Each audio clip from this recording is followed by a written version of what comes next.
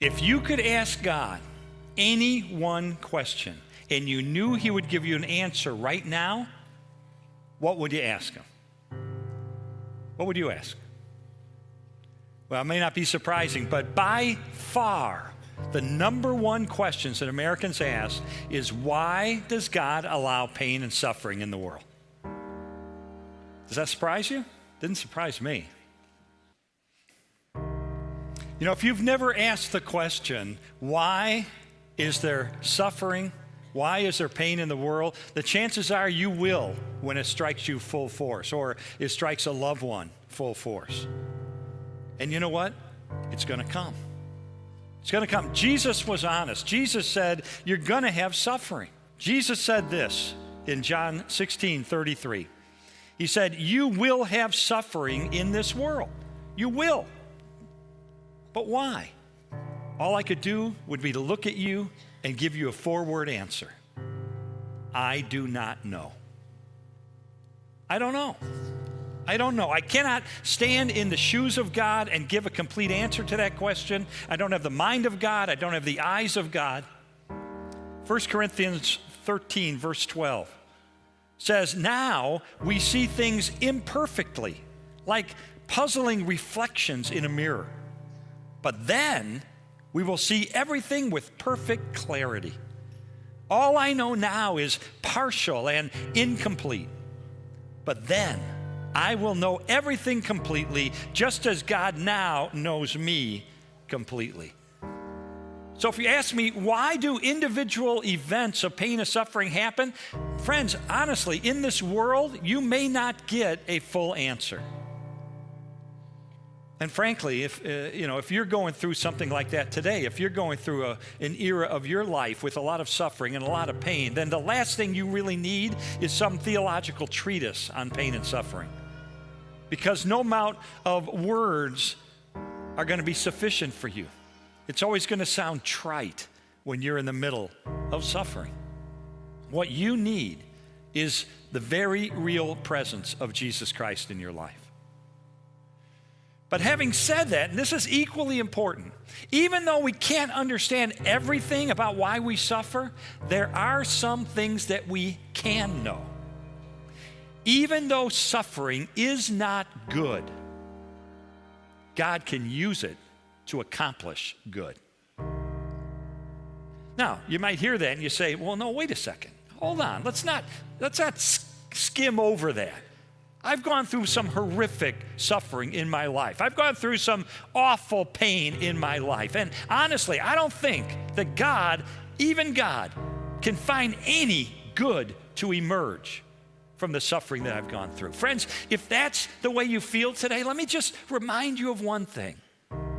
And that is that God is so powerful and so good that he was able to take the worst possible thing that could ever happen in the history of the universe, which is deicide, the death of the Son of the God on a cross.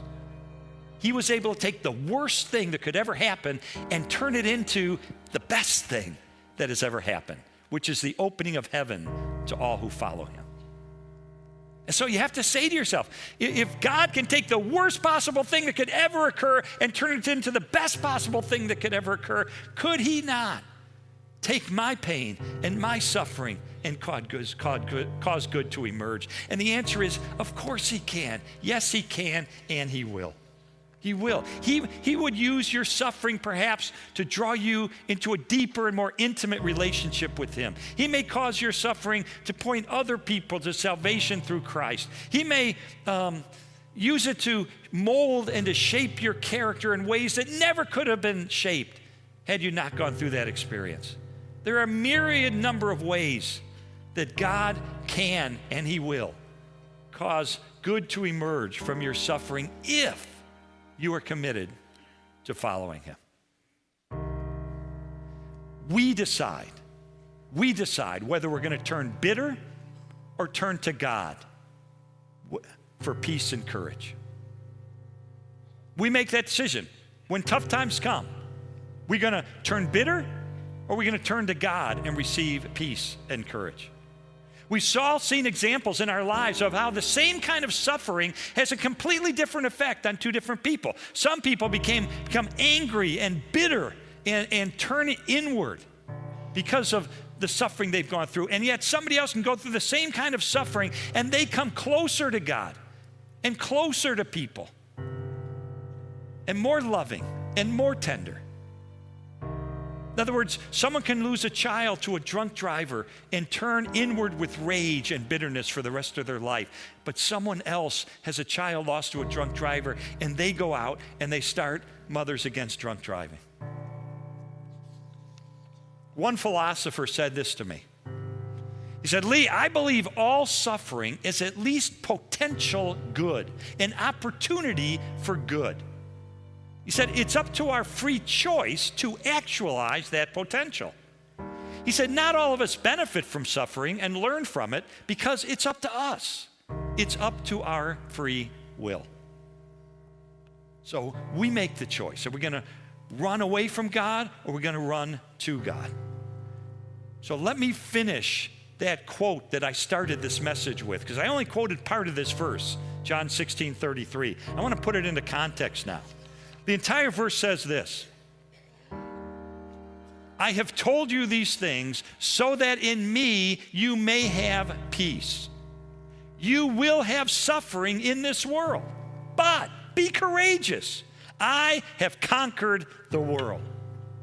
In other words, he offers us in the midst of our suffering the two very things we need the most. He offers us peace for the present and courage for the future. How? Because he's conquered the world. Because through his own suffering and through his death, he has deprived the world of having ultimate power over you. Suffering does not have the last word anymore. Pain does not have the last word anymore. God has the last word. Jesus is the last word.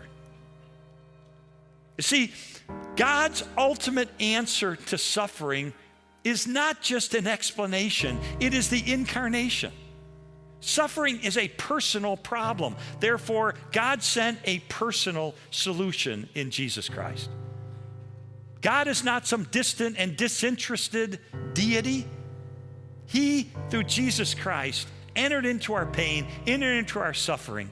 And Psalm 34, verse 18 says this: the Lord is close to the brokenhearted, and he saves those who are crushed in spirit. This wise philosopher that I got to sit down with said this to me at a time in my life when I was going through some tough times. He said, Jesus is there in the lowest places of our lives. He said, are you broken? Jesus was broken like bread for you. Are you despised? Jesus was despised and rejected of men. You cry out that you can't take it anymore? Jesus was a man of sorrows and acquainted with grief. Did someone betray you? Jesus was sold out for 30 pieces of silver. Are your tenderest relationships broken? Jesus loved and he was rejected. Do people turn from you? Well, guess what? They hid their faces from him like he was a leper. Does he descend into your deepest hells? Yes, he does. In fact, from a Nazi concentration camp, Corrie ten Boom wrote these words: no matter how deep our darkness, he is deeper still. He is deeper still. Every tear we shed becomes his tear. And then the wise man said this to me. He said, it's not like God just sympathizes with you like a close friend would. Any close friend, if you're going through pain and suffering, any close friend of yours is going to sit on the couch next to you and is going to put their arms around you and is going to empathize and sympathize with you. That's true of any friend. But he said, if Jesus is in you, if you are his child, he is inside of you. And if he is inside of you, he is closer to you even than your closest friend. And therefore, your sufferings become his sufferings, and your sorrow becomes his sorrow. And so, friends, when tragedy strikes, and it will, or when pain comes into your life, and you know it will, then you have a choice to make. Do I turn away from God and turn bitter? Or do I turn to God and find hope and peace and courage? Peace for the present, courage for the future.